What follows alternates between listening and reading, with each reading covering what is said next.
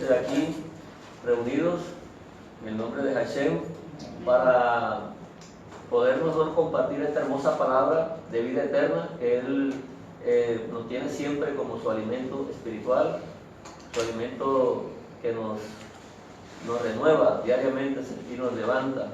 Amén.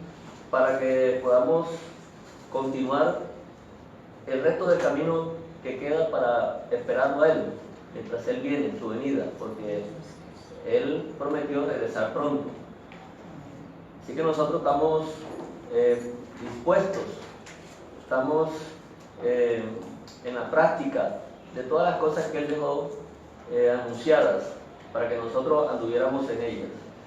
Y el manual que nosotros utilizamos es la Torá, la palabra de nuestro Hashem que bajó del cielo. Esta palabra vino del cielo, esta palabra no es terrenal. Toda la palabra es inspirada por Dios. Y no hay nada aquí que sea de hombre. De esa manera nosotros es que leemos este mandamiento que Él nos ha ordenado. Precisamente hoy la parashá que está en el libro de Deuteronomio, capítulo 7:12. Capítulo 7:12 de Deuteronomio. Esta parashá se llama Eke. Vamos a anotar aquí el nombre enseguida. Eke, con Q, Eke, con Q. Esta palabra, significado es huella. Huella.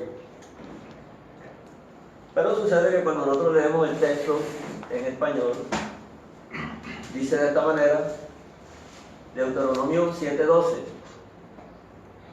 Se extiende hasta el capítulo 11 con el versículo 25. Entonces comencemos con el 7:12. Y por haber oído estos decretos y haberlos guardado y puesto por obra, el Señor tu Dios guardará contigo el pacto y la misericordia que juró a tus padres. Entonces hay que corregir el texto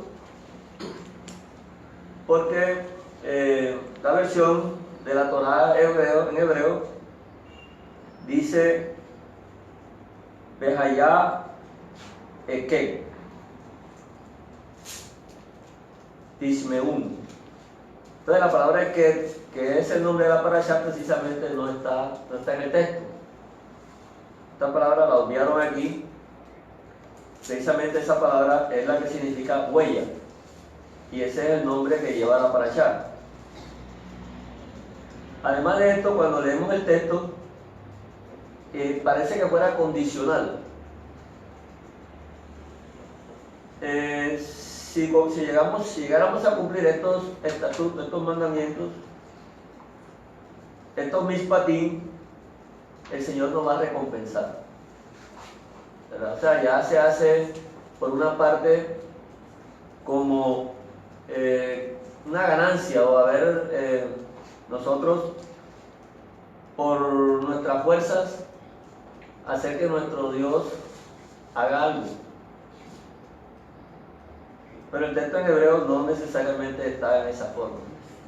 Por eso esa es la parte que vamos a corregir aquí. Y el texto hebreo diría, comienza, será o habrá huella. Habrá huella. Estarán escuchando estos mishpatim, o escucharán estos mishpatim, porque ya la palabra cuando dice será huella, está hablando en futuro. O sea que ya el texto lo está condicionando en futuro. O sea, habrá huella, será huella. Escucharán los mishpatim estos. Vigilarán y harán. Esa es la huella. Cuando estén escuchando estos mishpatim, cuando lo estén vigilando y lo están haciendo, es porque Hashem está vigilando para ti el pacto. está vigilando para ti el pacto y la piedad que juró a tus padres. Y aparece la palabra juramento, que es la palabra que hemos visto en el transcurrir de toda la enseñanza, y nos muestra que en la palabra Hashem nunca se ha olvidado del pacto. El pacto es la bendición de que el Señor va a ser nuestro Dios y nosotros vamos a ser su pueblo. Este es el pacto que juró a nuestros padres y que aún continúa vigente. Por lo tanto, es un solo pacto que siempre ha habido. Eso lo hemos recordado varias veces. Entonces la huella es aquello, es una impresión, es una marca. Habrá una marca. Algo que la palabra aquel o aquel significa talón. Y la palabra que significa huella. O sea, huella es aquello que ha dejado el talón. Por lo tanto, hay un talón que dejó la huella. Entonces la huella la veremos, como dice la escritura, como dice lo que estamos leyendo, en el momento que estemos escuchando los mispatín estos y vigilándolos y haciéndolos. Lo que quiere decir que no se trata de que una persona por sus propios medios lo pueda hacer,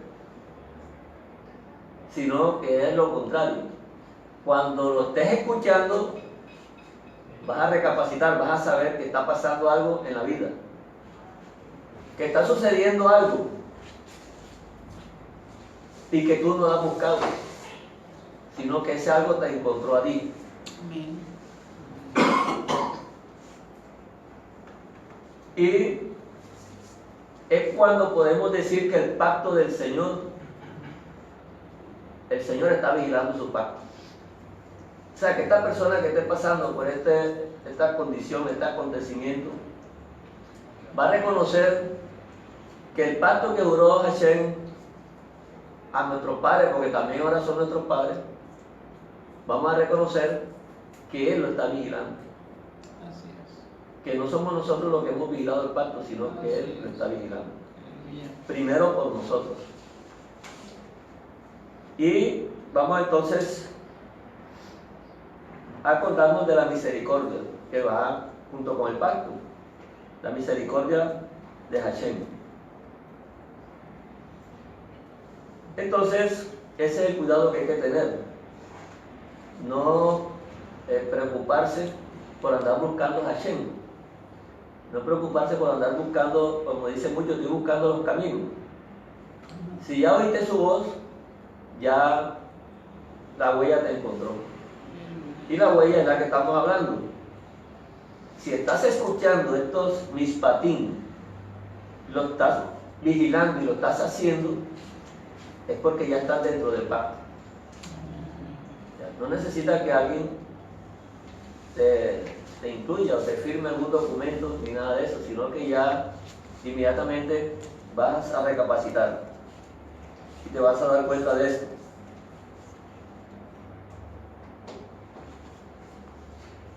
Leemos el 7:13.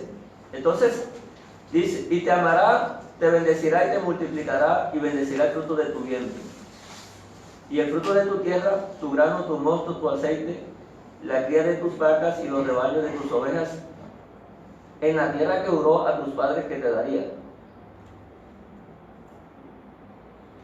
Bendito será más que todos los pueblos, no habrá en ti varón ni hembra estéril ni en tu ganado. Nos acordamos de que aquel Moisés, que antes de entrar a la tierra, aquí en el capítulo 4,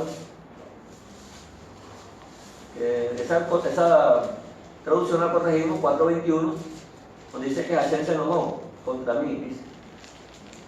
Y Hashem respiró por mí, por causa de vosotros, ¿verdad? Y juró. Todo ese juramento que está ahí, no es que juró por Moisés, sino que está hablando de su juramento. Y juró que no entrarían a menos que Sí, que no pasarían, que a menos que yo entrara no pasarían a la buena tierra. Moisés está hablando como personalmente, ¿verdad? A menos que yo entre, ustedes no pasarán a la tierra. Eso es lo que el texto está señalando ahí. Pero Moisés iba a morir. Y está dejando claro que detrás de este juramento hay una muerte. O sea, porque Moisés no iba a entrar. Moisés iba a morir antes de entrar a la tierra prometida. Y el Señor está prometiendo, a menos que yo entre, le está diciendo Moisés, ustedes entrarán a la buena tierra. Entonces está dejando claro también que Moisés murió, está dejando claro que antes de entrar a la tierra iba a haber una muerte. Y sobre esa muerte está basado también el juramento. Por eso este juramento que está hablando aquí, en Deuteronomio capítulo 4, 21, es en base al juramento de Dios. Pero no, en base de entrar a la tierra prometida, a la buena tierra que el Señor nos va a dar. No está jurando que Moisés no iba a entrar, porque es que el texto está mal traducido. Entonces eso queda claro, que si Moisés dice que él juró que no pasarían a menos que él entrara, y él no iba a entrar, porque abajo lo dijo, en el 22, así que voy a morir en esta tierra. Queda claro que en ese texto se está hablando algo más allá de lo que literalmente podemos observar ahí. Y aquí cuando leemos en el 7:13 que nos amará y nos bendecirá.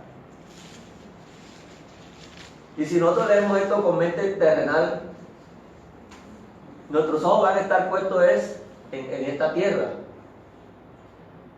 Pero detrás de todo esto que venimos nosotros estudiando, que venimos leyendo, siempre está en la bendición celestial de Dios, la bendición eterna.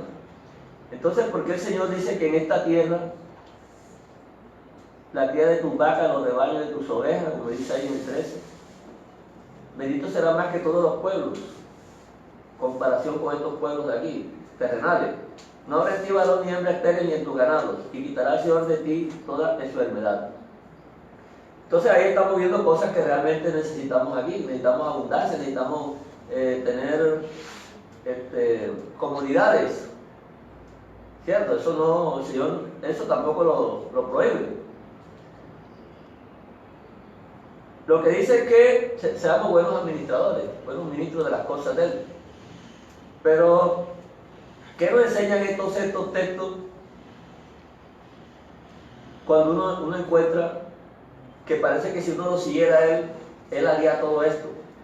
Pero acuérdense que aquí lo que leímos en el versículo 12 es que el Señor mostrará una huella. Entonces, ¿a qué huella se está refiriendo con esta multiplicación y estas bendiciones que Él nos está diciendo, ¿verdad? Primero que todo vamos a revisar algunos textos donde sale esta palabra. Igualmente hay otros textos donde se usa la palabra Eke. Y el primer texto que aparece es Génesis 3:15. Busquemos aquí Génesis 3:15.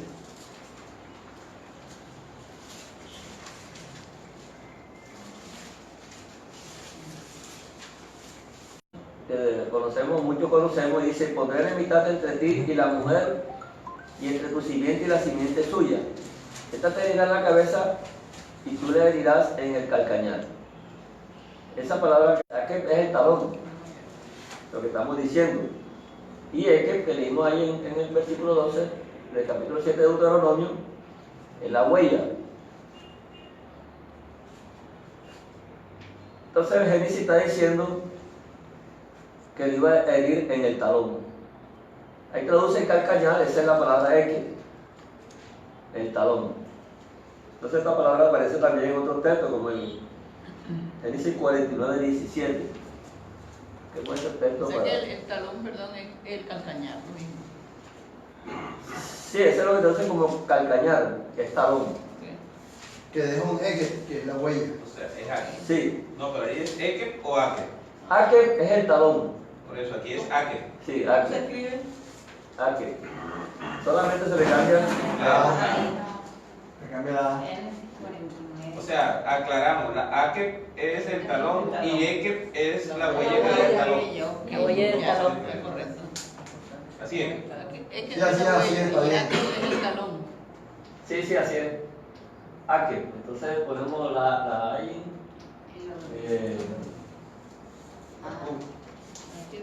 Ake. Pero se escribe así, Ake. Sí. Sí, así. Es que esa es una Q hebreo. En hebreo. Esta es una Q en hebreo. Ake. Ese es talón. Talón. Vamos a poner enseguida el nombre aquí. Pon el nombre en español. Al lado, pon aquí, de este lado. Y Claro, así, la ahí. pronunciación. Ahí.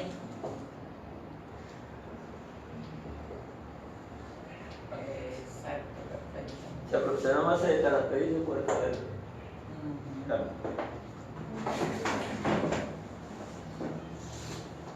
Entonces vemos que en este texto todos sabemos que aquí está hablando de una promesa, ¿verdad? De un bucot, de una promesa que iba a darse ahí. Esto no es mandamiento, esto es un bucot, esto es algo que no lo iba a cumplir un ser humano. Está hablando de algo que iba el Señor a poner. Entonces ese Ake iba a ser herido en el talón. Entonces en ese 49:17 también encontramos esa palabra.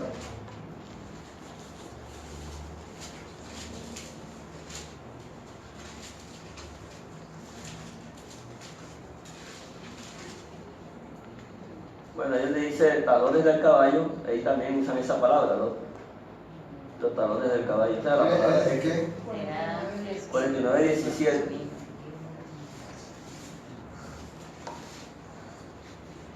Ya. Serán Nahas junto al camino. Se fijó junto a la senda que muerde los talones del caballo. Muerde los Eke y Kebei. Sí, que Eke. Entonces, sí, aparece la palabra acá en... Pero donde más le vamos a encontrar un sentido es aquí en el Salmo 77. Talones del Mesías. Salmo 77. O sea que es una palabra conocida dentro de la Torá y tiene un sentido y un significado específico. Debemos buscar el Salmo 77. 77.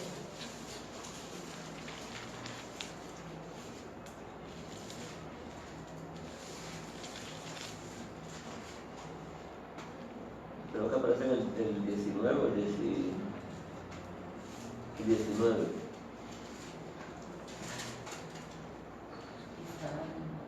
Está buscando el de... No, Salmo 77, 19, está en el 19. No, está sí, en el 19. Sí. Dice, aquí el salmista viene hablando de que está enfermo. Ah. Está enfermo, dice en el 77:11, entonces me voy a acordar de las obras de Yah. Haré memoria de tus maravillas antiguas. Meditaré en todas tus obras y hablaré de tus hechos. Entonces él viene hablando del poder de Dios. Está enfermo. Está meditando en esto. En el 16, en el 15, con tu brazo redimiste a tu pueblo, a los hijos de Jacob y José. Te vieron las aguas, oh Dios, las aguas te vieron y temieron, los abismos se estremecieron. Las nubes echaron inundaciones de aguas. Tronaron los cielos y discurrieron tus rayos. La voz de tu trueno estaba en el torbellino, tus relámpagos alumbraron el mundo. Se estremeció y tembló la tierra ahora el 19, en el mar fue tu camino, o sea, te abriste camino en el mar. Y tus sendas, tu andar estuvo en el agua. y aún así tus pisadas no fueron conocidas. Condujiste y tus pisadas no fueron conocidas. Y condujiste a tu pueblo como ovejas por mano de Moisés. Entonces, es una metáfora con haber pasado el mar. Abriste camino en el mar y tus sendas estuvieron en él. Pisaste en él. Pero tus pisadas no fueron conocidas. No fueron conocidas. Entonces, si uno es una metáfora que está ahí, como vemos que él había dejado marca. Él dejó la marca. Pero el pueblo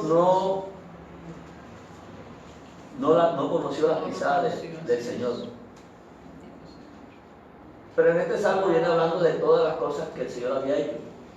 Y solamente las pisadas no significan que fueron las que dejó en el mar. Porque eso de abrir un mar no es cualquier cosa, eso es una gran huella, que aún todavía hoy la vemos. A pesar de que vivimos por acá lejos, el mar, el haber abierto el mar y haber pasado toda esa cantidad de millones de personas por el mar. Y haber destruido a los enemigos que estaban persiguiendo para desaparecerlos. Eso es una gran marca que nosotros la estamos viendo. Pero esa marca no todo el mundo la ve. Y esto es lo que está viendo el salmista en este momento. Él está enfermo, pero no ha decaído. Porque él dice: Señor, tú eres poderoso. Tu marca está donde tú quieres. Tú tienes el poder de hacer todas las cosas. Voy a meditar en tus obras, en tus grandes obras, en tus maravillas. Voy a meditar en eso, es suficiente. Aquí no se encuentra el salmista pidiéndole milagros ni nada. Simplemente está meditando en las cosas del Señor. Y dice, y habla de las marcas del Señor. Entonces eso es lo que podemos estar viendo en esta parashá de hoy. Estamos leyendo Deuteronomio, ¿verdad? Entonces te amará y te bendecirá y te multiplicará, el versículo 13. Si esto lo vemos ya no con ojos terrenales, sino con los ojos de nuestro Señor, y vemos que este pueblo no había podido ver la marca del Señor, porque también está viendo que no todo el mundo ve la marca del Señor, a pesar de que ellos mismos pasaron el mar y el Señor dijo que no vieron su huella, no vieron su poder, no vieron sus milagros. Ellos tenían la mente en otras cuestiones, ellos tenían la mente en esto, en las vacas, en las ovejas, en la tierra.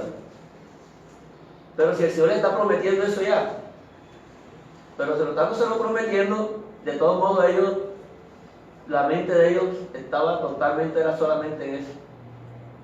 Pero no veían lo que estaba el Señor mostrando en eso, que prácticamente lo estaba era preparando para la abundancia, preparándolo para la abundancia, no para la escasez. Entonces este es un mundo lleno de aflicciones, este es un mundo lleno de necesidades. Y ellos no pudieron comprender en medio de las necesidades que el Señor les estaba tratando de hablar de otra cosa.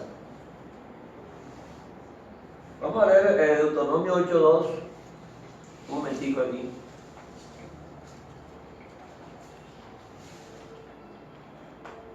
Dice el 8:1: guarden de poner por obra todo mandamiento que yo les ordeno hoy para que vivan y sean multiplicados y entren y posean la tierra que Hashem prometió con juramento a vuestros padres. Acuérdense del juramento, porque los mandamientos son una cosa y el juramento es otra cosa. Y el juramento lo hace el Señor. El juramento no lo podemos hacer nosotros, pero nosotros podemos obedecer los mandamientos del Señor. Solamente si si tenemos la huella, si podemos ver la huella es la única manera de que podamos darnos cuenta de que estamos guardando el mandamiento. O sea, que ya el mandamiento es una respuesta de haber visto, ya llegó, que la huella ya está en nosotros. Entonces dice el capítulo 8:2, te acordarás de todo el camino por donde te ha traído Hashem tu Dios. Recordarás todo el camino por donde te ha traído Hashem tu Dios. Estos 40 años en el desierto para afligirte. Esta es la traducción que estoy leyendo. Para probarte y para saber lo que había en tu corazón. Entonces, nuevamente el texto pone a Dios aquí como un promotor de aflicciones, un promotor de probar a las personas. Es lo que el texto está ahí diciendo. Pero realmente más cerca del texto, vemos que ellos ya estaban afligidos. Ya ellos estaban afligidos. Ellos habían venido de Egipto. Y precisamente eso es lo que dice el Señor a Moisés. He oído la aflicción de mi pueblo, porque el pueblo rogaba a Dios. Y voy a enviarte, Moisés, para que tú puedas sacar a mi pueblo de ahí, de esa esclavitud. Eso es lo que el Señor está haciendo ahí en ese momento. Entonces, si ya ellos estaban afligidos, ¿cómo es que el Señor aquí le está diciendo que lo va a afligir? Vamos a leer Éxodo 3:17.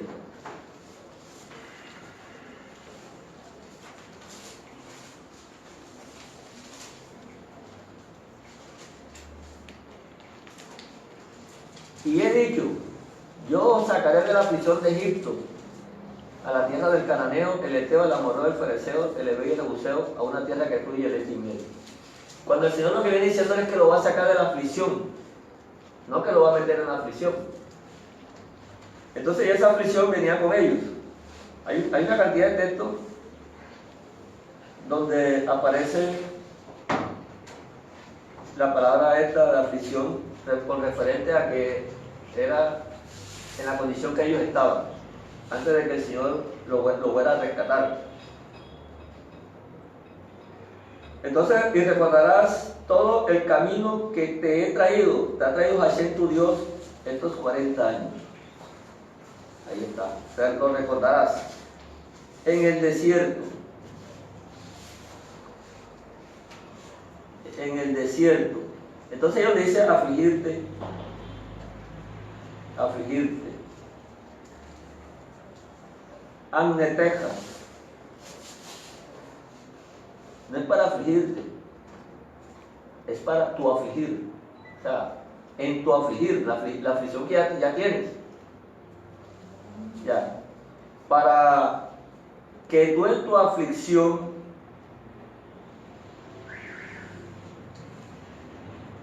ellos dice para saber, para afligirte. Realmente esa palabra es para atenderte en la aflicción. Para atenderte en la aflicción. Para que practiques, en vez de probarte, para que practiques. Para que sepas o entiendas lo que hay en tu corazón. Yo voy a mostrarte lo que hay en tu corazón con la misma situación que tú estás. Porque no, el Señor no le está poniendo situaciones. Porque hoy en día muchos hermanos lo oímos hablar de esa manera. No, es que estoy en una prueba. Dios me puso en una prueba. No, ya tú estabas así. En este mundo tendréis aflicción, dijo el Mesías. ¿Quién aquí puede decir en esta tierra que no ha tenido aflicción? Y parece que todos los días, porque todos los días hay aflicción. Todos los días, o sea que eso es algo normal de este mundo. Entonces no es el Señor el que pone las aflicciones, ya las aflicciones están. Entonces esto es lo que está diciendo el Señor aquí, que se acuerden de lo que viene pasando en el camino.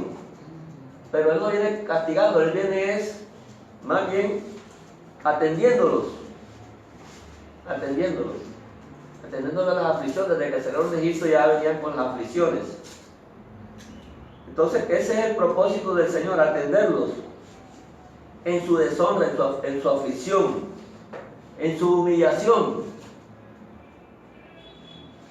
Entonces, para que puedan practicar, o mejor dicho, para prepararlos, para capacitarlos,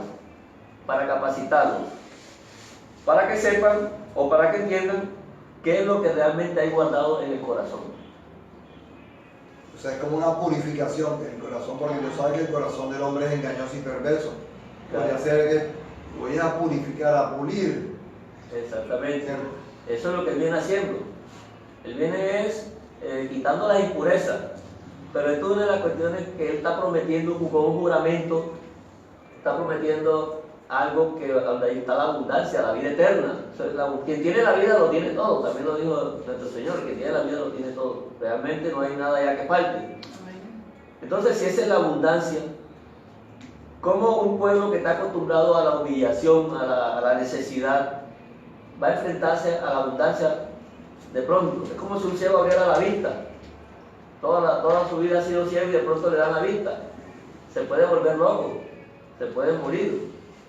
O sea, es algo que sería impactante, ver colores, ver cosas. Uno se imagina, porque de todo modo uno no ha sido ciego, pero uno se imagina que eso debe ser algo bien impactante.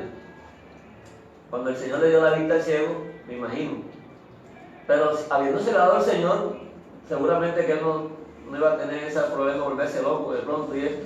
Pero sí, ellos están acostumbrados en el desierto, en Egipto, estaban acostumbrados a la necesidad, al maltrato, y el Señor lo que va a atendernos aquí en todo eso, para irnos curando, para irnos sanando todas esas heridas que viene ocasionando el mundo que nosotros hemos estado.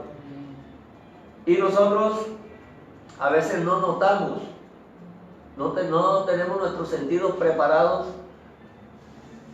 porque hemos sido duros de servicio para poder nosotros entender las razones y la cercanía del Señor con nosotros.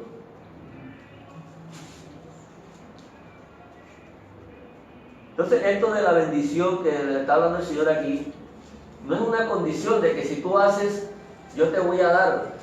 Porque hay hermanos que son demasiado, que ni siquiera a veces uno se compara a ciertos hermanos que están constantemente con el Señor. Y eso no podemos nosotros negarlo. Hay hermanos que tienen más esa cercanía con el Señor y de la santidad y todas estas cosas, de la oración. Y vemos que esos hermanos a veces están en aflicción y están en necesidades, ¿verdad? Y entonces uno se preguntaría, ¿pero por qué? Si el Señor prometió aquí que si Él andaba en sus mandamientos, en sus mitzvot, ellos iban a estar con todo esto que le está prometiendo aquí. Como se sugiere hoy que el pueblo judío tiene bastante cosas por todos lados, porque tiene mucha fama en eso, porque obedece mandamientos. Pero el Mesías realmente lo confrontó y mostró que no estaban cumpliendo los mitzvot, no estaban cumpliendo los mishpatim. Y hasta el día de hoy, la cosa no es que haya mejorado, la cosa ha empeorado. Incluso si un gentil llega a la casa de un judío hoy en día, no te dejan entrar, no te dejan sentarte en una silla. Pero sí ha mejorado. Donde ellos se sientan. Porque estos días había una reunión de líderes religiosos de todas las religiones del mundo en Alemania. O sea, un ecumenismo completo, budistas con taoístas, con cristianos de distintas partes, ya se estaban dando abrazos en Berlín, cosa que nos enseña el Evangelio. Pero esa no es la huella. Pero esa no es la huella. Por Es eso, que estamos hablando de la huella. por eso te estoy mostrando la huella que deja el mundo en cuanto a lo ecuménico. Esa es la huella del mundo. Pero sí, yo te lo decía era por ironías. Ya, por ironía. Por una burla, como tú estás enseñando la huella, entonces yo te digo por burla, decir, que vende el mundo, Claro. que todos caben ahí, ¿cuál huella si no hay ninguna? Y el que tiene huella no va a sentarse como un maometano a orar, no cae esa huella. Entonces el sentido del mundo de qué habla. Claro. Sí, 90 religiones de todo el mundo sentadas en Alemania para abrazarse y darse la paz. ¿De cuál paz hablan? Sí, exactamente. Entonces vemos que antes de entrar a la tierra, a esta tierra terrenal que él estaba prometiendo, el Señor lo iba a capacitar. Y esa capacitación de entrar a esa tierra también tenía que ver con una capacitación para el mundo venidero. Amén. Para que pudieran saber, tener conocimiento de lo que significaba la palabra abundancia. Así que Él le muestra todas estas cosas: no tendrás, quitará toda enfermedad, las plagas, ¿verdad? No pondrás sobre ti y consumirás a todos los pueblos. Dice ahí en el 7:16, consumirás a todos los pueblos. Se imagina uno que consumir era destruirlos. Pero vemos que muchas veces cuando ellos conquistaron una nación, muchos de ellos los absorbieron en el pueblo, ¿verdad? Entonces la palabra consumir, más que ver con la raza, con razas, tenía que ver era con la costumbre que ellos estaban practicando en esos momentos, porque aquí más adelante lo dice, en el 7:23. Mira, el hermano es del 22. Y así tu Dios echará estas naciones de delante de ti poco a poco. No podrás acabar con ellas enseguida, para que las tierras del campo no se aumenten contra ti.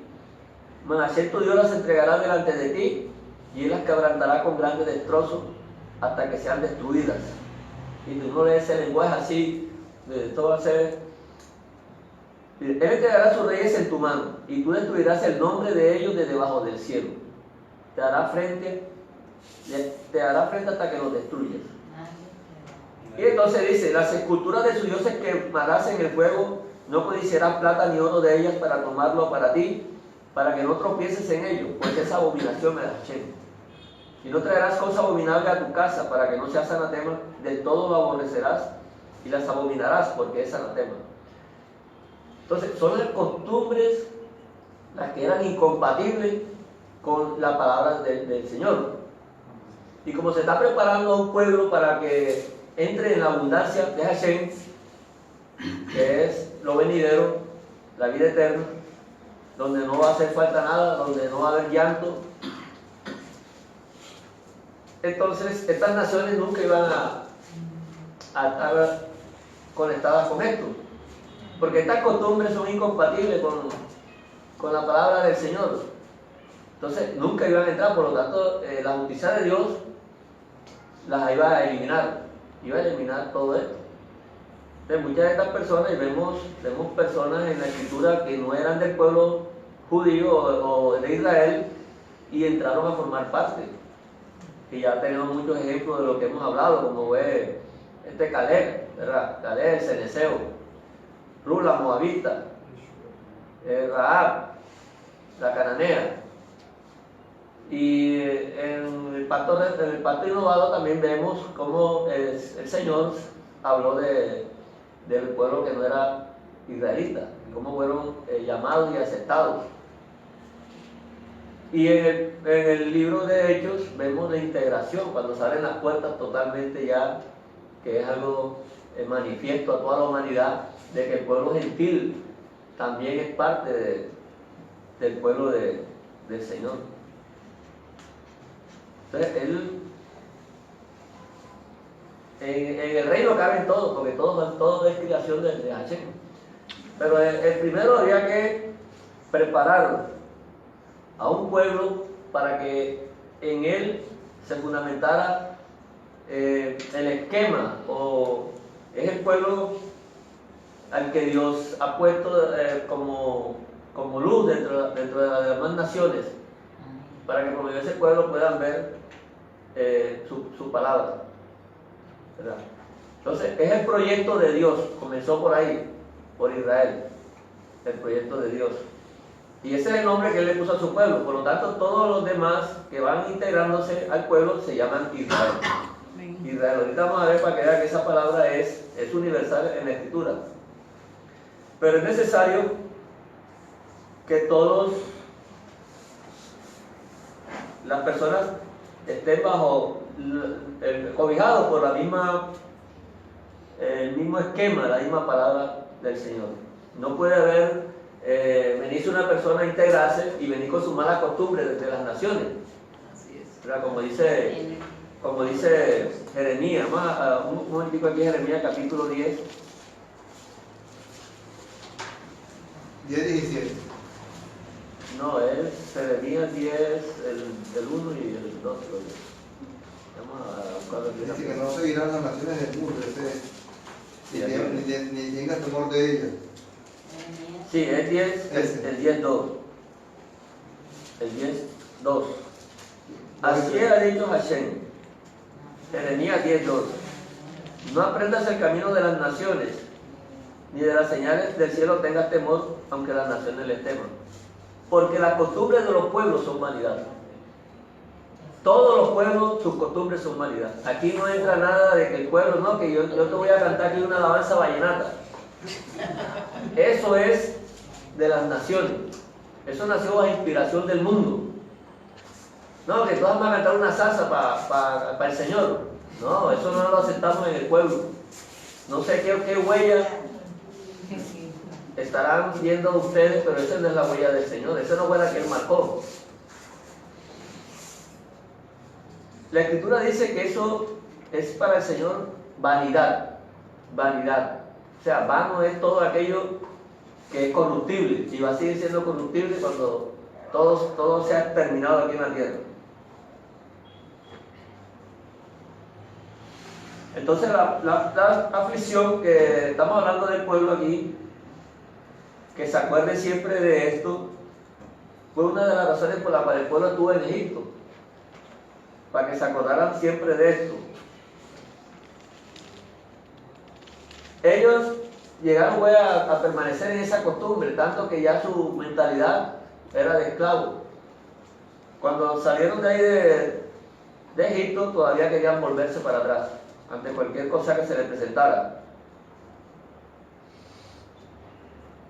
Donde dice para probarte, en el 8.2, para probarte, entonces vemos que es para capacitarlos, no es para mandarles pruebas y cosas, es para capacitarlos, para que ellos pudieran saber cómo afrontar los problemas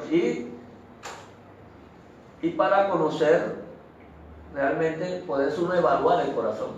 Uno se puede evaluar uno mismo. Oye, yo estoy mal, yo estoy bien, voy por buen camino. Pero lo puedes hacer porque para eso el Señor te ha capacitado. Amén.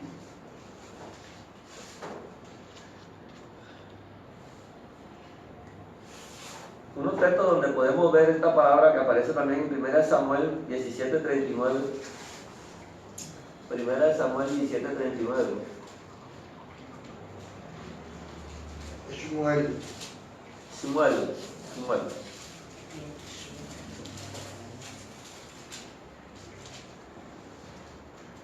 La palabra Nashá, la que aparece como probar. Entonces vemos aquí la situación cuando David va a ser vestido con toda la armadura que le va a poner el rey Saúl. Dice el 38, y Saúl vistió a David con sus ropas y puso sobre su cabeza un casco de bronce y le armó de coraza. Y ciñó David su espada sobre sus vestidos. Entonces ahí dice, y probó andar. Ahí dice probó andar. Porque nunca había hecho la prueba. No, probó andar de arriba no es la palabra probó, esta es otra palabra, es la que está acá abajo. Porque nunca había hecho la prueba. Porque nunca había hecho la prueba. Y porque nunca lo practiqué. Exacto, y más abajo dice la misma palabra, es que es la misma. Esta que dice aquí, no había hecho la prueba, y abajo dice que porque nunca lo practiqué, es la misma palabra que estamos nosotros hablando en Deuteronomio 7. En Deuteronomio 7, 8.2. La palabra Nashá. Entonces vemos que aquí no está tomado como prueba de ponerle obstáculos a las personas para endurecerles la vida. Entonces no vemos a ese Dios. Sí, son experiencias que purifican. Exactamente. Mira, que si David, yo digo, hombre, yo no puedo hacer esto porque no he practicado. Claro. Si hubiera practicado, hubiera sabido. Entonces el Señor lo que le está diciendo aquí al pueblo es eso, para que practique. Te voy a hacer que practique o sea, te vengo a asistir, te vengo a estar contigo y te voy a ayudar para que vayas fortaleciéndote, para que vayas sabiendo cómo defender. Entonces vemos cómo las cosas van tomando otra forma. Entonces todo esto de la bendición que puede ser terrenal, pero debemos verla con el practicar las cosas de Dios en las cosas que hacemos. En las cosas que hacemos. Si estamos haciendo algo bien o si nos está yendo bien, debemos estarlo haciendo como si estuviéramos haciéndolo para el reino eterno, para el reino venidero. No malgastando las cosas y haciendo nuestros propios deleites y gustos en esta tierra, porque esta tierra no tiene esperanza. Entonces debemos más bien es imitar las cosas celestiales desde ahora, porque la huella debe verse. Nosotros debemos ser parte de la huella que el Señor hizo. O sea, poner esperanza no donde ni el óxido Claro. ni la polilla corrompen. No hagáis tesoros en este mundo. Porque la polilla y el óxido. Claro, donde la polilla y el óxido corrompen Hacer tesoros. en el reino de los cielos. Amén. Es que toda la escritura habla del Mesías. Todo habla del Mesías, porque todo es el mismo principio. Y el Mesías es el principio de Dios. Entonces vemos cómo podemos leer la escritura sin ningún problema, sin ninguna contradicción conforme a esto. Dice aquí en el 7:21. Bueno, no desmayes delante de ellos, porque Hashem tu Dios está en medio de ti, Dios grande y temible. El Señor es el que pelea por nosotros. No desmayemos. Esto que tenemos que practicar, estos mispatín que tenemos que practicar, van a haber opositores que no van a encajar con lo que nosotros tenemos, porque no vamos a caber dentro de sus argumentos, o sea, dentro de su forma de ver este mundo. Y eso va a significar un ataque. Un ataque, porque si por lo menos tú le dices a un borracho que eso está mal, ese va a ser tu enemigo y te va a atacar, porque no está en las mismas mispatín con lo que estamos nosotros. Pero no temas ni desmayes, dice lo que estamos leyendo en el versículo 21, no desmayes delante de ellos, sigue practicando, sigue conociendo tu corazón con la palabra del Señor.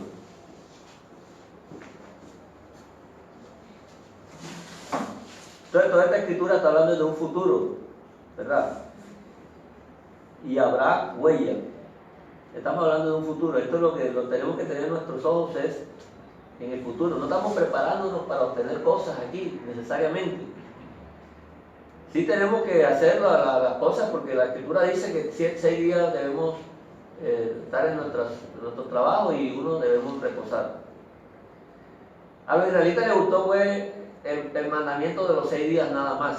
A estos israelitas de este tiempo, ese era el que más le llamaba la atención, el mandamiento de los 6 días. El del 7º día casi no llamaba la atención, porque ese no había vaca ni había nada de eso. No había billetico.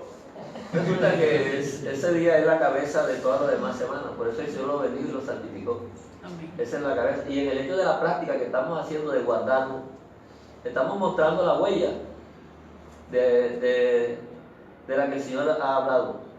Esta es la huella, que nosotros podemos trabajar los 6 días, pero el 7º día el Señor dijo que es el reposo. Y el reposo tiene que ver también con la abundancia de la que nuestro Hashem nos ha hablado, porque tenemos que reposar de nuestras obras, tenemos que reposar de todas las cosas, de los afanes y de todas las cosas de esta vida que nos llevan al pecado, porque es que precisamente lo que nos lleva al pecado es el afán de las cosas, y las cosas no son malas, porque Dios no las creó para mal, sino que somos nosotros los que le damos el mal uso, porque nos afanamos, estamos en nuestros afanes. Entonces no somos a veces conscientes de eso y mecánicamente actuamos, porque hacemos a veces lo que vemos que otro está haciendo también. Y nosotros estamos llamados para enseñar, para corregir a nuestros hermanos, a las personas, pero solamente oirán aquellos de los que la Escritura está hablando aquí, aquellos que estén, oirán, aquellos que estén oyendo.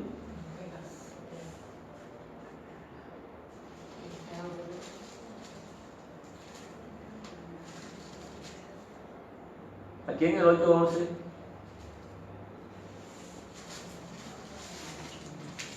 desde aquí en el 8, desde el 7. Porque ayer tu Dios te introduce en la buena tierra, tierra de arroyos, de aguas, de fuentes y de manantiales que brotan en vegas y montes. Tierra de trigo y cebada, de vides, higueras y granados, tierra de olivos, de aceite y de miel.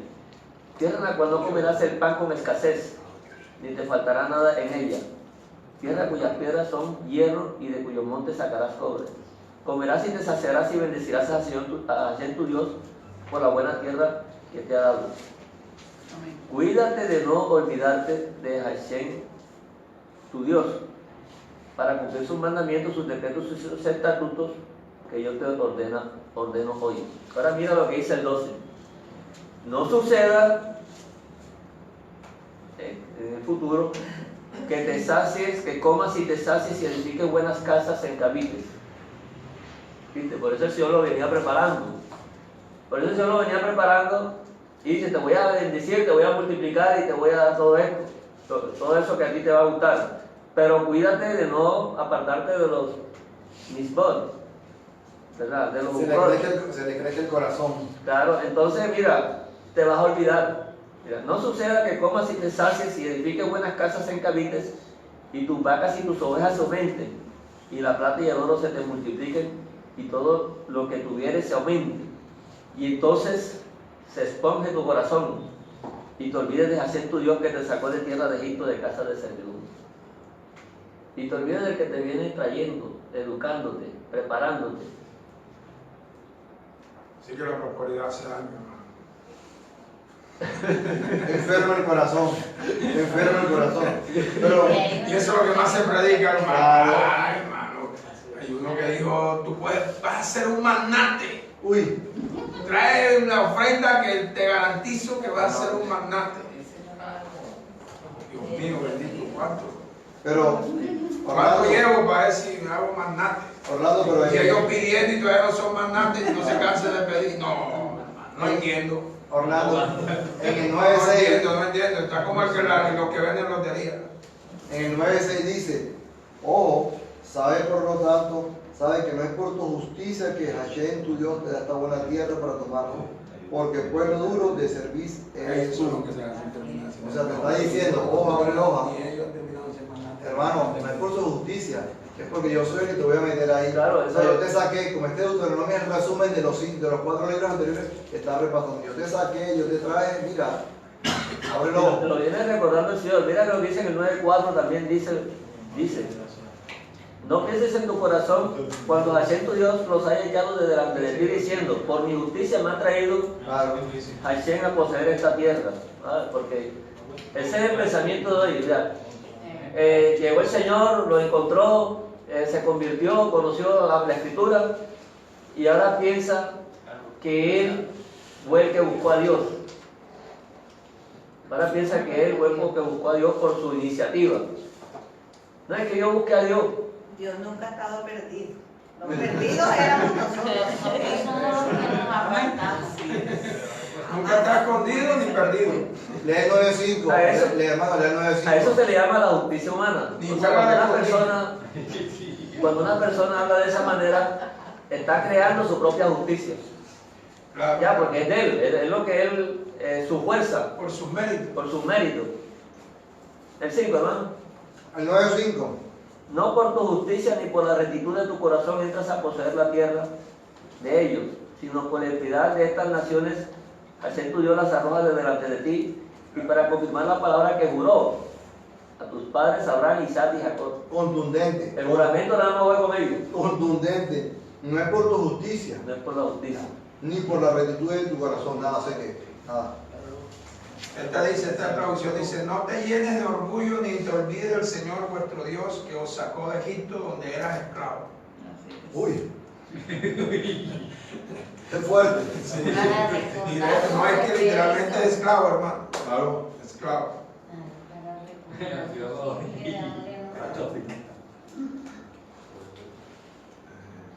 Bien. Entonces tenemos que no es por la justicia humana que nosotros podemos obtener las cosas que ya Hashem nos prometió desde el principio. Porque si Él juró, ya eso está prometido. O sea que ya todo está con iniciativa de Él. Entonces no hay nada que nosotros podamos hacer para convencer a Dios, ¿verdad? Para ayudarnos. Ya todo está dentro del juramento de Dios. Por eso es que Él juró que iba a ser un pueblo. Entonces nosotros somos parte del juramento. El hecho de que estemos guardando algún mandamiento del Señor debemos hacerlo con alegría. Debemos hacerlo con gozo. No importa que eso nos traiga persecución y aflicción. Debemos traerlo con gozo. Porque para eso el Señor nos encontró y nos preparó para afrontar todas estas situaciones. Ya Él nos sacó de nuestra humillación. Ya Él nos sacó de nuestra deshonra. Todo lo que va a pasarle a la humanidad, que es el precio que tiene esta humanidad. Esta humanidad no tiene ningún valor. Así es. Totalmente va a volver a su punto inicial. No era nada. Su punto inicial no era nada. Entonces todas las cosas que han sucedido es por la gracia de nuestro Señor. Todo esto es gracia. Todo esto que estamos hablando aquí del Señor veniendo corrigiendo en el desierto, eso es gracia. En ningún momento el Señor nos ha castigado. Hay algunas versiones que dicen que Él nos castigó, que los castigué en el desierto. No, eso no nos está castigando, nos está corrigiendo. ¿Verdad? Como aquí el 8.5, reconoce a sí mismo en tu corazón que como castiga el hombre a su hijo, así Hashem tu Dios te castiga. Hermano Willy, usted castiga a su hijo. Cuidado. Porque hoy la corrección tiene que ver con maltrato. Cuando alguien dice corrección, lo voy a maltratar. No, es lo contrario. Castigo se dice en el judaísmo, Claro, exacto. que castigo es no es para el hijo, ya, es prácticamente para el impío. Para el impío, claro. Ya, la corrección es para los hijos. La corrección es para los hijos. Para los hijos. ¿Verdad? Porque al que Dios ama, Dios no lo debe decir castiga, sino que lo corrige. Claro, eso es, ¿te acuerdas? Ricardo, ¿te acuerdas que vimos el musar en hebreo? O sea, tú tienes la razón en el entendido de que ha sido con nosotros un musar, nos corrige. ¿Cierto? No ese concepto de que nos da palo, no, me ha faltado. ¿Cierto? Nos trae con lazos para, oye, ven y aprende, oye, ven el procedimiento y la instrucción. Es que estamos en la formación, no se nos olvide que Sí, estamos la en el formación. proceso Claro. de la formación. Estamos en la Vamos de menos a más. Así es. Tenemos que tener ese entendimiento de que la Escritura muchas veces traduce la palabra como si Dios estuviera airado. No, Él se airó.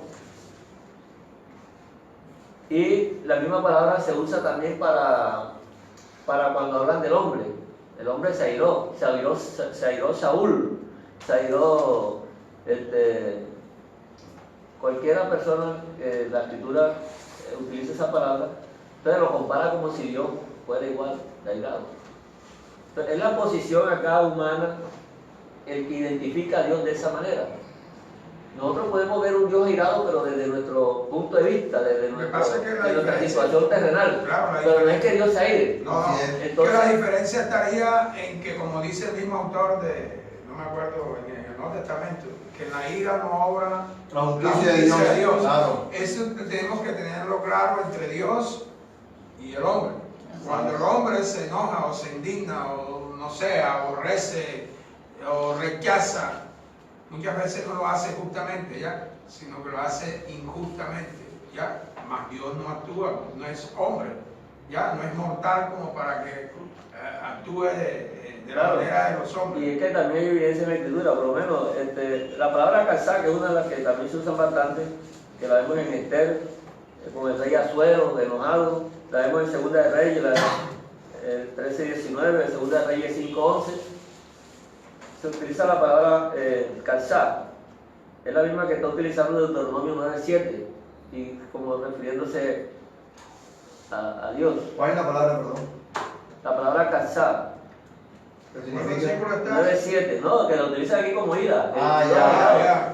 Pero en estos libros que estoy citando, Esther y los reyes, se está refiriendo a personajes humanos. Ya. Pero aquí en la escritura de Deuteronomio 9:7 está como haciendo una advertencia. Acuérdate, no olvides que ha provocado a ira, a Hashem. Entonces, como si un ser humano provocara ira a Hashem, te voy a provocar ira. Y hace cosas para... Claro, el concepto humanístico frente a Dios como si Dios fuera como nosotros. Claro, Ok, correcto. tenemos que hablar de la posición en que nosotros lo vemos a Dios. Porque Moisés puede haber escrito así y no tendría nada de malo. No, Porque yo entiendo porque se da la circunstancia que nuestra actitud merece eso. Pero Dios no se ira. Correcto. No. Aunque nosotros sí podemos dar esa actitud, Claro. Dios es perfecto. Amén. Ya, entonces Él no es la forma como debemos nosotros contemplar a Dios. Como lo dice el texto, que así no es. ¿no? Sí, entonces acuérdate, no olvides que ha provocado a ira a Hashem, ¿no? A pesar de que es la misma palabra. Entonces, ¿cómo nosotros lo vemos con nuestra actitud? Claro, la actitud que yo doy da para que Dios se aire. Ya, porque yo lo tengo que ver así porque eso es lo que hago yo para que Él se aire. Pero cuando hay tormentas y dicen, ahí está, Dios está mareado, porque mira cómo hay unos tsunamis o otros, enseguida lo relacionan con... Vamos a buscar una la ira. palabra aquí en Romanos 2:8. Cállate, Romanos 2:8. qué marea. Romanos 2:8. La naturaleza. La causa del hombre. Vamos a ver la palabra aquí en la escritura innovada. Dice así, Romanos 2:8. Pero ira y enojo a los que son contenciosos y no obedecen a la verdad, sino que obedecen a la injusticia. Entonces mira que ahí aparece esa palabra, ¿verdad? Enojo, lo estamos viendo desde ese punto de vista. Pero mira lo que dice Efesios 4:26. Claro, como dice el hermano Orlando, para los que no obedecen, ¿cierto, hermano? Claro. Para los que no obedecen. Es que Vamos a ver lo que dice. no puedes tolerar el pecado, hermano. Tienes que, de alguna manera, bueno, si eres hijo, pues siempre va a estar. Mira que cuando comenzamos la parashá, él mismo dice una de las cosas que él mismo va a guardar. Es el juramento que hizo los padres y tiene que ver con la piedad. Ya me explico. O sea, que él no se va a apartar de la piedad. Por encima inclusive de que ellos violen el mandamiento, pero eso tiene sus consecuencias, hermano. Es que no quiere decir de que eso no es lo que ha pasado, que se ha entendido la gracia como si la gracia fuera la libertad para hacer lo malo, porque Dios es bueno, Dios es misericordioso. No. Si comienza a hacer lo malo, a ver si te va a ir bien. Ya me explico. Ya si quieres experimentar una mala experiencia te dice que te va mal. Entonces no te arriesgues. Ya me explico. Entonces, sin embargo, sabemos que el hombre por naturaleza es que tiende hacia el Pecador. Pecador. Fíjate aquí que le está dando una promesa. Si tú guardas, lo pareciera como si fuera condicional. Si tú guardas estos mandamientos, mis patimos, mis tú serás, dominarás reyes, dominarás pueblos, etc. Eso se ha visto en Israel, nada más se vio cuando en la época de David. Lo que sucede. Porque si tú vas a los reyes de Israel, todos hicieron ¿qué? Lo malo. Y fueron llevados cautivos 2 veces. Pero aquí lo dice. Entonces, Aquí Sin lo embargo, ¿eso hace el Dios mentiroso? No.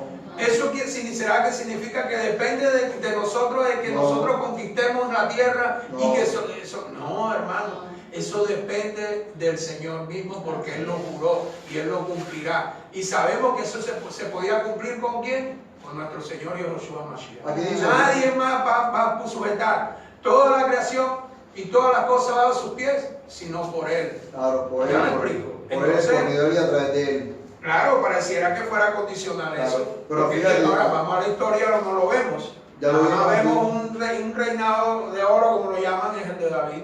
Mira, en Deuteronomio 9:6 te lo dice para todos los del vídeo. Cualquiera que vea ahorita Israel con toda la tecnología que tiene, influenciando en todo el mundo, pareciera que se estuviera cumpliendo como que la promesa en ellos. Entonces todo el mundo por eso está poniendo la mirada en Israel. Dice- Pero resulta que no es por ahí. Dice, porque tu pueblo duro de servir eres tú. Claro, Te está diciendo al principio duro de servir, y a menos que Dios circuncide el corazón, no se va a cumplir. Así bueno, es. lo importante, ¿Qué ¿qué iba a decir? Quiere decir que la experiencia de Israel en el desierto llegamos a la conclusión de que todo pecado tiene su justa retribución. Claro. Amén. Eso es lo que nos debe dejar de... Lo interesante de esta parashá es ver que lo que está hablando el Señor no es de que nosotros podemos con nuestra fuerza hacer algo, sino que cuando lo estemos haciendo,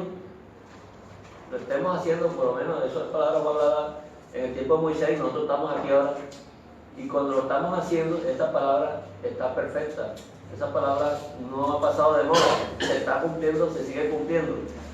Estamos nosotros viendo ahora que estamos en los mispatín del Señor, y eso está funcionando igualmente. O sea, entonces ahí no dice si cumples, sino cuando estés cumpliendo, te acordarás del pacto de Hashem. Amén. Eso es lo que estamos acordando ahora. O sea, de pronto uno se analiza y uno dice, ¿yo por qué estoy cumpliendo esto? ¿Yo por qué estoy siguiendo la escritura? Cuando yo veo una cantidad de miles de personas que esto ni le llama la atención. Entonces cuando me doy cuenta y digo, lo que dijo el Señor, cuando tú estés en esto, mis patín, entonces es cuando tú te vas a acordar de quién soy yo, del pacto mío. Y te estás viendo que yo estoy vigilando mi juramento, que yo juré y mira que se está cumpliendo en ti. Por eso es que cuando, si confesares con tu boca que Yahushua es el Señor, serás salvo. ¿Por qué? Porque esa persona que está confesando, oye, eso no lo hace cualquiera. Eso de confesar al Señor no lo hace cualquiera. Ahora, muchos lo hacen mecánicamente, pero la confesión va acompañada de los De la mispatín. obediencia. Porque es que confesar no es eso, confesar no es andar en los mispatín de él. Porque un mudo nunca va a poder decir, Señor, yo te confieso, porque es mudo. ¿Y qué es lo que va a hacerlo distinguir a él? Los mispatín. Así es. Eso es lo que lo va a hacer distinguir. Miren este texto que está aquí. Yo quería apoyar algo para todos. Lo que dice la diferencia entre el Ish y el Adán, cuando lo vimos en Romanos 2, que es muy concreto, ¿cierto? Romanos 2:7. Vida eterna a los que perseverando en hacer bien buscan la gloria, honra e inmortalidad, ¿cierto? Pero dice la siguiente: pero Sí, es el que tribulación y angustia sobre todo ser humano que hace lo humano. Claro. Tribulación y angustia sobre todo ser humano que hace lo humano. Claro, Los judíos pero- primeramente y también al griego. Claro, pero no castigo de Hashem. No, Porque es castigo que de ya lo que estamos hablando, que el pueblo salió en su aflicción. Y fue el Señor el que vino a respaldarlo, vino a sustentarlo. Lo está cuidando, pero ellos no lo van a cuidar porque como no están con el Señor, no van a ser cuidados. Así que la aflicción va a seguir igual como siempre la vienen Claro, trayendo ahí está la Y la paga de lo último donde van a llegar es el exterminio total. Claro, porque es que así como cada mishpah es una capacitación, Claro. recordemos que cada mishpah es una capacitación que el Señor ha dado para que nosotros lo hagamos y nos ha dado la capacidad para hacerlo. ¿Ya? Así también, hombre, la retribución debido a lo malo que haga un hombre, también va a recibir, por eso dice que se va a recibir su justa retribución de eso malo. O sea, eso también, esa misma que mala que ellos hacen allá, trae sus consecuencias, claro, trae sus consecuencias. Que así como el mandamiento, naturalmente, es que yo digo que el mandamiento ya está diseñado como las leyes del universo, hermano. Cumplen una función y un propósito. Y eso no lo va a cambiar, no lo cambia nadie. Entonces, si nosotros andamos en la misma del Señor, téngalo por seguro que eso va a producir lo que el Señor dijo que va a producir, lo que va a causar. Mientras no nos salimos del cielo. Claro, mientras no nos salimos, pero apenas te sale, ¿qué le va a pasar? Como le pasó a Adán y Eva. Apenas salió, El cerco, claro. rompieron, salieron de la misma del Señor y entraron en la misma del otro. ¿Ya me explico? Claro. Y quedaron en tinieblas. En la otra huella. Ah, no, entonces ya la mujer tenía que dar a luz los hijos con dolor. Y el hombre tenía que, con el sudor de su frente, ganarse pan cada día. Entonces, fíjate tú, la misma del diablo. Por oír la misma del diablo, trajo aflicción, trajo tribulación, trajo. Salieron del cerco. Exacto, se salieron. Y el cerco de nosotros es la Torah. Claro, entonces por eso dice, no espere, hagamos males para que nos vengan bienes. No, señor. Nunca. Mire, estamos hablando del Señor en el pacto renovado, en Efesios 4:26, que es lo que viene es en contra del enojo. Siempre viene diciendo aquí la palabra, airaos pero no pequéis, no se ponga el sol sobre nuestro enojo. Efesios 4:31 dice, quítese de vosotros toda amargura, enojo, ira, grosería, gritería, maledicencia y toda malicia. Colosenses 3:8, pero ahora dejen también vosotros todas estas cosas, ira, enojo, malicia, blasfemia, palabras deshonestas de nuestra boca. La Escritura mismo está diciendo que el enojo no tiene nada que ver con el reino venidero. Entonces, si el Señor es del reino venidero, de donde va a llevarnos a nosotros, del reino eterno, pues ¿dónde va a haber enojo allá? No puede haber. Miren este texto que vamos a leer aquí, el 8:3 de Deuteronomio. Vamos a leer este texto que sigue aquí. Deuteronomio 8:3, vamos a ver la paracha aquí.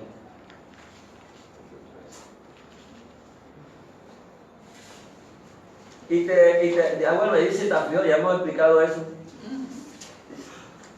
¿Verdad? Dice que Tafio y te hizo tener hambre. Señor. Y te sustentó después con maná, comida que no conocías tú ni tus padres la habían conocido, para hacerte saber que no solo de pan vivirá el hombre, mas de todo lo que sale de la boca te hace vivir el hombre. Entonces aquí vamos a anotar algo. Ese texto hay que hacerle unas observaciones ahí. Pues la palabra solo que aparece ahí es una palabra que significa aparte o partes. Ahí la traducen como solo, pero en este texto es usar la palabra aparte. Vamos a leer este texto con un sentido más de la Torá. ¿Cuál palabra? El capítulo 8, versículo 3 de Deuteronomio, la paracha que estamos leyendo. Sí, pero ¿cuál es la palabra? Mire, voy a leerlo aquí un poquito, porque ya sabemos que Él no aflige a nadie. Dice, entonces, y en tu aflicción, y en tu tener hambre, porque esa palabra hizo, eso no aparece en el hebreo. Y te hizo, eso no aparece en el hebreo. Dice, y en tu afligir, y en tu tener hambre, y en tu comer el maná, ¿viste? Porque no había más nada que comer, dice, comete el maná. Entonces, en ese proceso de comerte el maná, que tú no conocías y no conocieron tus padres, para que supieras tú que no apartado de ese pan vivirá el hombre. O sea, es que apartado de ese pan no vivirá el hombre. Y ahí está haciendo lo contrario, está diciendo lo contrario, no solo de pan vivirá el hombre. O sea, como si el maná fuera algo contradictorio con lo que el Señor realmente. Ahora vamos a ver en el pacto renovado. Apartado de ese pan no tendrá vida el hombre. Ya estamos hablando de que ellos están siendo puestos en prácticas en el desierto. Es una práctica que ellos están haciendo ahí. Entonces el pan también es una parte de la práctica que están haciendo y lo está llevando a un entendimiento. O sea, no es que ese pan no solamente de ese pan vivirás, Pero si es que ellos no tenían más nada que comer. Es que maná 40 años. Entonces tenemos que ver que ese fue su comida. Ese fue su sustento en el desierto. Y venía de eso. Entonces el Señor le está diciendo, aparte de ese pan no vivirá el hombre. Eso es lo que le está diciendo el Señor. O sea, este pan le está mostrando a ustedes algo. Ese pan caía del cielo también. Y este pan le está mostrando algo. Entonces, está hablando en futuro. ¿Verdad? Apartado de este pan no vivirá el hombre, o aparte de este pan no vivirá el hombre. No podían apartarse del pan, porque si ellos no comían maná, se morían en el desierto. Tenían que comer el alimento del desierto.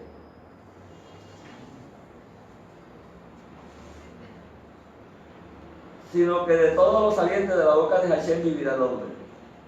Bueno, ahí no dice el sino está la palabra es que sobre todos los salientes de la boca de Elohim vivirá el hombre. Entonces la palabra que sale de la boca de Hashem no es contraria al pan que ellos tienen que comer en el desierto. Ahí no está, porque la traducción lo está poniendo en contra. No esto, sino esto. No, y las dos se complementan. Las dos cosas se complementan. Apartado de este pan, no vivirá el hombre. ¿Este pan quién es? ¿Quién es ese pan? Entonces ellos tenían que ver quién era ese pan. Miren ustedes lo que dice, vámonos a Juan 6:35. El problema está en la escogencia de las palabras. De pronto, ese ha sido siempre el problema. Porque el Señor usa esa misma palabra en el libro de Juan 6:35.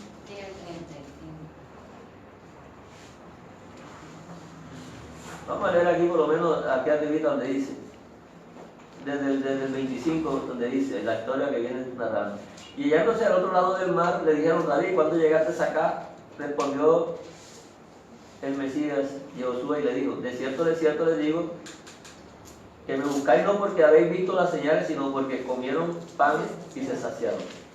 O sea, el pan, ellos necesitaban comer el pan, pero entonces querían era el pan de aquí terrenal. A él le preguntaron, entonces, ¿qué señal? En el 30, versículo 30, le dijeron entonces, ¿qué señal pues haces tú para que veamos y te creamos? ¿Qué obras haces? Nuestros padres comieron el maná en el desierto. Fíjate que ahí es donde está la alusión del maná. Nuestros padres comieron el maná en el desierto, como está escrito. Pan del cielo les dio a comer. Así está escrito. Pan del cielo les dio a comer. Cuando el Señor le dice, de cierto le digo que no le dio a Moisés el pan del cielo, mas mi Padre les da el verdadero pan del cielo. Porque el pan de Dios es aquel que descendió del cielo y da vida al mundo. Le dijeron, Señor, danos siempre ese pan.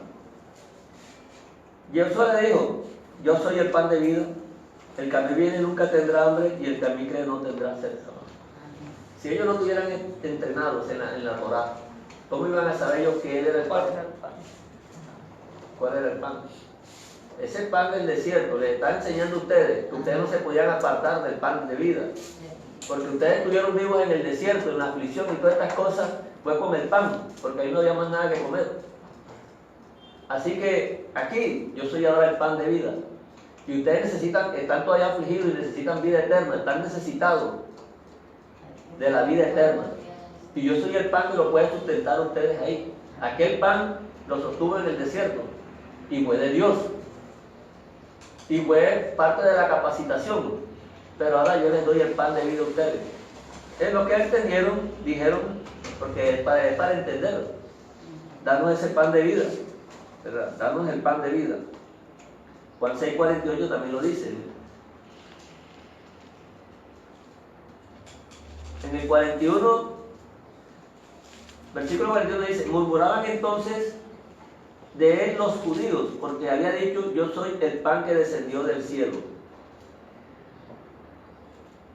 Ahí está el asunto, quiénes entendieron y quiénes no entendieron. Porque estos seguían viendo era el pan del desierto, el pan terrenal que recibieron aquí para la vida terrenal. Lo que les sirvió en ese momento que ellos estuvieron en esa angustia de la necesidad. Pero esa aflicción no fue la del desierto, ya ellos estaban afligidos. Desde que estaban en Egipto y antes y todo, desde que uno nace ya uno está afligido. ¿Qué iba a decir? O sea que, no sé si por eso es que él hace la aclaración. Estas personas comieron ese pan que también descendió del cielo y murieron. Ese pan no le dio vida eterna. No le dio vida eterna. Y él está diciendo, yo sí soy el pan de vida, yo sí soy el que doy vida eterna. Eso es lo que está... Mira lo que dice el 45, lo dice aquí el versículo 45. Lo dice. Escrito está en los profetas y serán todos enseñados por Dios. Así que todo aquel que oyó al Padre y aprendió de él viene a mí. ¿Qué estábamos leyendo nosotros en la parashá? Que lo estaba capacitando. ¿Y qué hizo el Señor con nosotros antes de que nosotros lo encontráramos? Nos capacitó en la aflicción y en la necesidad. Porque la necesidad no es que uno le falte cosas materiales. Porque el que tiene cosas materiales también tiene la necesidad. Así es. Pero el que aprendió, solamente dice ahí, eso está escrito en los profetas, que serán todos enseñados por Hashem, Abba. Eso fue lo que él venía enseñando en el desierto. Para eso fue que nos dio la escritura. ¿Viste? Porque aquí, en el 47 lo dice. De cierto os digo, el que cree en mí tiene vida eterna. Amén. ¿Verdad? Vuestros padres comieron el maná en el desierto y murieron. Y murieron. Pero es que este maná, aquel maná le hablaba de este maná. Yo soy el maná. Y la oración que el Señor le enseñó fue esa: danos el pan cada día, pan de cada día. O sea que ese pan es permanente. No va a faltar el pan. Yo soy la vida eterna. Para vida Por eso, eterna. esas personas que comieron el maná en el desierto le está haciendo alusión que esos ni siquiera entraron a la tierra prometida. Eso es lo que... Sí, es que, o sea, no había, la enseñanza no la aprendieron Esa es ellos. la experiencia, La práctica la práctica. que ellos tenían, en medio de esa práctica tenían que comprender esto que estaba pasando ahora. Y el Señor le dice, oye, pero si no me creen a mí, créanme por las obras. Pero las obras están indicando que estoy practicando, una práctica que no la vas a ver en cualquier momento en nadie. Yo estoy haciendo cosas que ustedes nunca han visto, pero todavía no me creen las señales. Lo que terminé aprendiendo hoy a una vez más es que con esta enseñanza el Evangelio termina descubriendo lo oculto de la Torah. Claro. El Evangelio termina demostrando, comprobando todas las promesas. Y si la vemos por allá aparte y no la en el cual vamos hoy hacia el futuro, nos perdemos. Ya se cumplieron, sí, pero nos dan esperanza de vida eterna. Todos los días hay aflicción, pero hay vida eterna. Hay aflicción, el mundo vive en O sea, no olvidarnos de eso. Claro, No olvidarnos de eso. claro. Todo lo que esté pasando va a pasar porque hay cosas que están fuera de nuestra mano. Hoy leí una noticia que hasta ahora hay 17.000 muertos en la guerra, en la violencia que hay en México. Hoy lo acabo de ver a mediodía por CNN. Y hablaban unos señores especialistas en violencia y sociólogos y de todo. 17.000 muertos hasta ahora y hablaban todo eso. Yo digo, si yo me fuera a predicar a México o el Señor me llamara, ¿a dónde voy? No, el mundo sigue.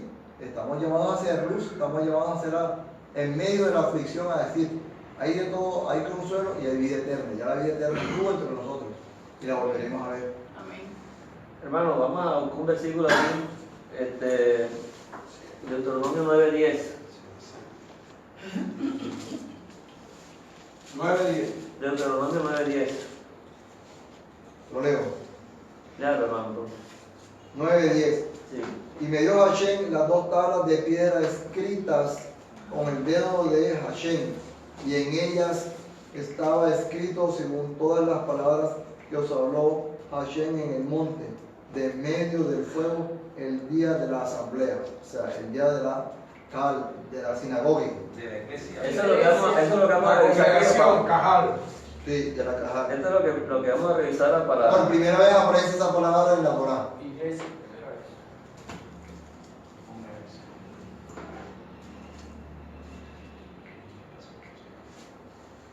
Vamos a poner texto aquí.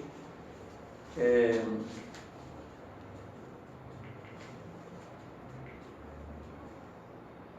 texto. Deuteronomio 9:10. Y me dio Hashem a 2 tablas de piedra escritas con el dedo de Hashem, y en ellas estaba escrito según todas las palabras que os habló Hashem en el monte de medio de fuego el día de la asamblea. Entonces, este es lo que de pronto algunos hermanos, que es bueno que sepan esto también, ya muchos lo saben. Yo aquí tengo el texto Receptus, la Septuaginta, y este texto yo lo puedo pasar para la Septuaginta, y nos damos cuenta que la palabra que aparece en la Septuaginta es la palabra iglesia, eclesies. Ahí está la palabra iglesia, eclesies. Tiene 2 K, eclesías. Así se escribe, eclesías. Es la palabra que estamos leyendo ahí como asamblea. Entonces este es el misterio que le ponen mucho hoy en día, de que la iglesia fue en Pentecostés, que la iglesia se formó allá con los apóstoles. Y la escritura aquí nos está mostrando en Deuteronomio 9:10 que en el momento que le dio el Señor las 2 tablas de piedra escritas con el dedo de Dios, según todas las palabras que les habló Hashem en el monte, en medio del fuego, el día de la iglesia. Entonces, este texto nos está mostrando que el día que se fundó la iglesia fue en el desierto.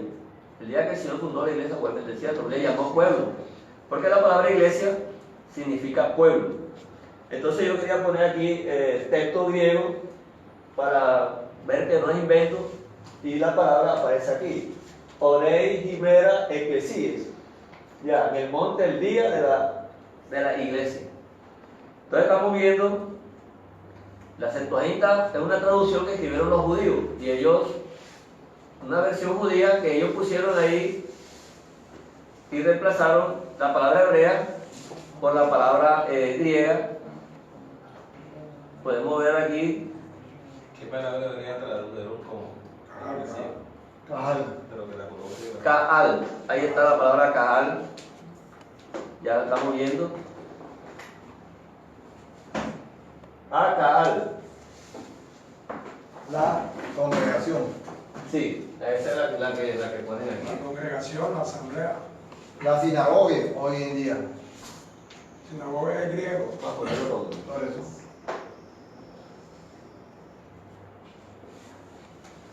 Kaal, tiene Sinagoga no es una punto de mancha reunión. aquí, tiene esto. Sinagoga no es punto de reunión. De ahí viene la Sí, palabra griego. que utilizan hoy para Keilah. Keilah es donde se reúnen las personas que hoy no le quieren llamar iglesia, entonces le llaman Keilah. Es lo mismo. Entonces, esta es la palabra hebrea que traducen como iglesia. Entonces, toda la escritura que más le llaman Antiguo Testamento tiene esta palabra. En vez de poner iglesia, ponen asamblea. Lo que quiere decir que nosotros, cuando veamos esta palabra, estamos viendo que en la escritura debe traducirse iglesia, porque esa es la palabra que nosotros utilizamos ahora cuando hablamos de reunirnos en la iglesia. En otro texto estamos citando Deuteronomio 18:16. Voy a buscarlo aquí rápidamente. También repite aquí la misma palabra: conforme a todo lo que pediste a tu Dios en Horeb el día de la asamblea. Lo podemos poner sin ningún problema.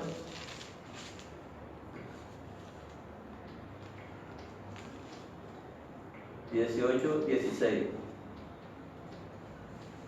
Vemos el texto griego, que es la Septuaginta. Me pasó aquí el texto. No sale ahí en la revista. Se bloqueó. Se bloqueó ya. Bueno, 18 y 16. Conforme a todo lo que le pediste a Hashem tu Dios en Horeb el día de la asamblea. Entonces ahí dice también iglesia, iglesia. Lo que quiere decir que al pueblo se le llamó iglesia. Pueblo e iglesia es lo mismo. Pero también al pueblo se le llama sinagoga.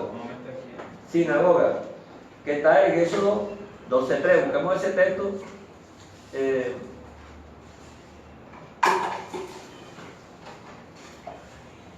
Para tener unos ejemplos de qué es lo que está pasando con las traducciones y por qué hoy el Señor nos está permitiendo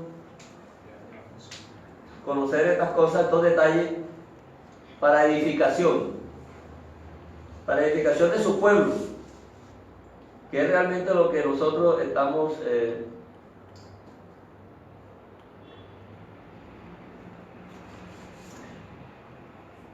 Éxodo 12:3, ¿verdad? Vamos a buscar Éxodo 12:3.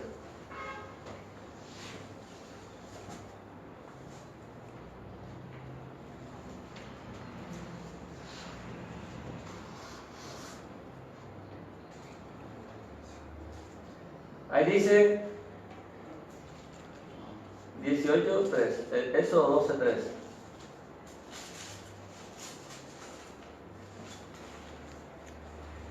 ¿Ya lo tenemos? 18:3. No, 12. 12. 12:3. Aquí está, 12:3. 12:3. Derribará sus altares y No, quebrará. no. Éxodo 12:3. Ah, Habla perdón. toda la congregación de Israel. Mire, ahí te están viendo la palabra sinagoga. Aquí. Esta palabra aquí es sinagogue. Sinagogue. Y ahí está diciendo, habla de toda la congregación. Entonces, de personas. Entonces miren ustedes que también la palabra iglesia y también usa la palabra sinagoga. Sinagoga. Ahí lo dejo escrito para que, incluso voy a dejar el texto, Éxodo 12:3. Éxodo 12:3, para que quede ahí la evidencia. Para que quede la evidencia. Y el primero que pusimos fue Deuteronomio 9:10. sí, Deuteronomio 9:10. Y después el 18. 16. Y hay otro texto. Pasa que aparece en el 12:3 en hebreo aparece Edad o Cajal. Acuérdese que Edad es una congregación pequeña, mínimo de 10. Sí, pero. Ya explico. Sí, está Y bien. acuérdate que sinagoga precisamente es una congregación también, pero el número de ella es mucho más pequeño que Cajal, ¿ya? Porque Cajal es más amplia. Sin congregación, por eso le ponen congregación en una y en la otra ponen asamblea, pero la asamblea es más grande. No, es Bueno, que Cajal es aquí- asamblea o congregación. Lo que pasa es que recuerda que Edad es una congregación pequeña. Digo, por ejemplo, ya una Edad es una congregación de De 10. ancianos de 10 personas. De 10. Acuérdense que eso lo estuvimos hablando cuando estuvimos definiendo. Ya. Entonces, lógico, es una congregación, pero Edad específicamente De 10. de 10. Sí. Ya. Lo que estamos aquí hablando es Mira que la Septuaginta Lo que- pone sinagogue, no pone iglesia. por eso estamos hablando de que indistintamente al pueblo de Israel, porque eso es lo que dice el texto aquí, habla toda la congregación de Israel. Si el texto tradujo eso, está tomando la palabra sinagoga para referirse al pueblo de Israel. Al pueblo de Israel. O sea, se le está Entonces- explicando a Israel tanto sinagoga como iglesia. Entonces, igualmente, usar la palabra sinagoga o usar la palabra iglesia A Israel. en el contexto es lo mismo. Sí, claro, lo Es lo mismo. mismo. Y ese es ¿cómo se dice? El tropiezo que la teología no quiso mostrar aquí en las traducciones. Porque es que el problema es que tú buscas cualquier escritura, cualquier versión occidental y tú no encuentras la palabra iglesia por ningún lado. ¿Sabe cuál sería el problema ahí en ese texto del traductor?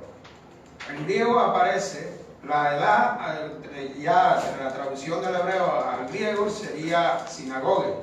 Ya me explico. ¿Qué pasaría? Pasa lo mismo, porque hoy en día los hermanos creen que la sinagoga es algo nuevo del primer siglo. ¿Me explico? Creen que es propia de los judíos del primer siglo. Ya me explico. Claro, Ni claro. siquiera Y esta eso. palabra, imagínense Y ni ustedes. siquiera eso sí Era es desde- un concepto más reciente medieval. Claro, 400 años antes. No lo conocían en su momento, eso viene con el concepto de la ilustración para acá, de 1700. Entonces la palabra no es nueva No es del nueva Nuevo para- Testamento, es no. una palabra como la palabra iglesia, no es Claro. nueva en el Nuevo Testamento, sino que ya aparece Desde la Septuaginta, claro. de la Septuaginta, traduciendo las palabras hebreas cajal Bien. y Le da sinagoga. identidad. Bueno, hermano, entonces en este texto del capítulo 12 de Éxodo, como dice el hermano, la palabra edad significa 10, pero aquí en el contexto estamos viendo que él no está refiriendo a 10 personas, está refiriendo a todo el pueblo, Todas las edades. a todas las edades de todo el pueblo. Así No, es, así es. escúchame, Entonces, voy a aclarar algo un momentico y discúlpame.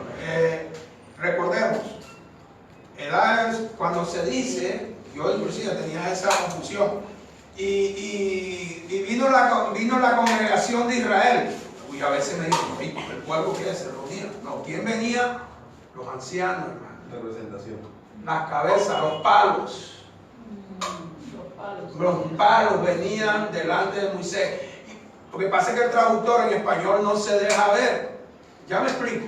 Pensamos que todo el pueblo, hermano, estamos hablando de más de 2 por eso millones y pico. la representación del pueblo era el gobierno. Las 12 varas, Los 12 varas. ancianos, los palos, las cabezas, lo que traducen por príncipe, naguí. Pero entonces lo que seguimos viendo que las dos palabras son indistintas. Claro. Ya, No, creo que- sí. creo que en el momento, Sí, sí, sí. creo que en el momento estoy para no Ellos son, de alguna manera, en el para no entrar en contexto. detalle, porque la enseñanza no quería entrar en detalle, es que lo que quiero demostrar de que en la escritura es común usar la palabra sinagoga o la palabra iglesia, Sin diferenciar. iglesia, sin hacer ninguna diferencia.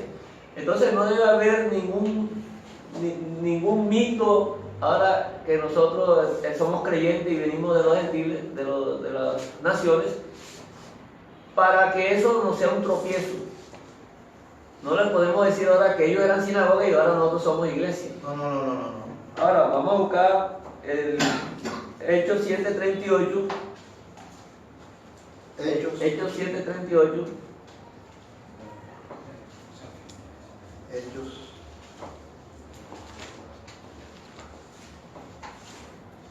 Lo leo. Ya, hermano. Qué buena. Hechos 7:38. Hechos 7:38. Este es aquel Moisés que estuvo en la congregación en el desierto con el ángel que le hablaba en el monte Sinaí y con nuestros padres que recibió palabras de vida que darnos. Bien.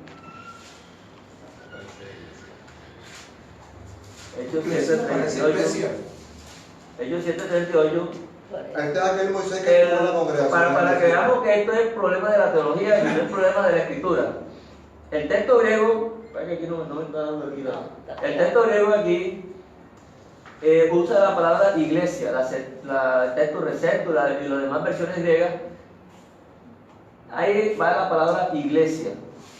Pero como se está mostrando que es con Moisés, no la ponen. Porque Es la para, teología de ahí es es para mantener la división. la diferencia. Y de ahí es donde sacan la justificación de que hay un Antiguo Testamento y hay un Nuevo Testamento. Correcto. Y Uno para los judíos y uno para los- dividen la escritura, Uno para judíos. dividen la escritura en dos A escrituras. ellos se llaman asamblea y congregación, nosotros nos llamamos Sinagoga. iglesia. Ajá. Cuando son Y a ellos se les asigna que un castigo por allá y nosotros nos vamos volando. Cosas que salen precisamente de esos errores. Claro. De esos errores que salen en esa doctrina. Fíjate, hermano, para colaborar aquí, que me llamó la atención antes, resulta de que en hebreo está bien poner asamblea, congregación, porque eso es lo que significa en hebreo cajal, ¿ya? El problema es en griego, ¿ya? En griego, eclesia es distinto a Cajal. ¿Ya? Significa, o sea, está hablando de una congregación. Pero en griego, recordemos que eclesia es los llamados de afuera. Claro, eso lo ¿Ya me entiendes? sí. Iglesia. Ya, una Sí. preposición, un sustantivo. Ya, un verbo. Llamados de afuera. De manera de que el traductor aquí, si él tradujo allá asamblea, estamos creyendo que tradujo del hebreo al español, no hay problema. ¿Ya? La Septuaginta es la que nos indica que cuando se tradujo del hebreo al griego, ellos la palabra hebrea la tradujeron como eclesia o iglesia. O sea, quiere decir que la palabra no es nueva en el Nuevo Testamento como sinagoga, sino que ya existía. ¿Correcto? Ya, pero aquí él debería ser honesto, porque aquí sí aparece en ese texto que tú acabas de citar la palabra eclesia. Hombre, no está escrito en hebreo, ¿verdad? No estás traduciendo el hebreo al español, sino del griego al español, deberías poner iglesia. ¿Por qué no pones iglesia? ¿Ya? Porque yo acepto que allá puso congregación y asamblea, porque creemos que tradujo del hebreo al español, no tradujo de la Septuaginta al español, se lo acepto, ¿listo? Pero ¿por qué aquí, si estás traduciendo del griego al español, debería de traducir iglesia, hermano, no congregación? Pero como tú dices, como hay una teología de separación, ya me entiendes, entre judíos y gentiles, ya me explico, donde ahora Dios tiene un pueblo nuevo y ese pueblo murió allá en el desierto por su desobediencia, como si nosotros fuéramos más buenos que ellos. ¿Ya me explico? Ya, como que si nosotros, como decía la hermana, estuvimos buscando a Dios. ¿Ya me entiendes? Y se nos escondía tanto que no los encontraba, pero hasta que nos cogimos, ¿ya me explico? Entonces, creemos que son dos pueblos.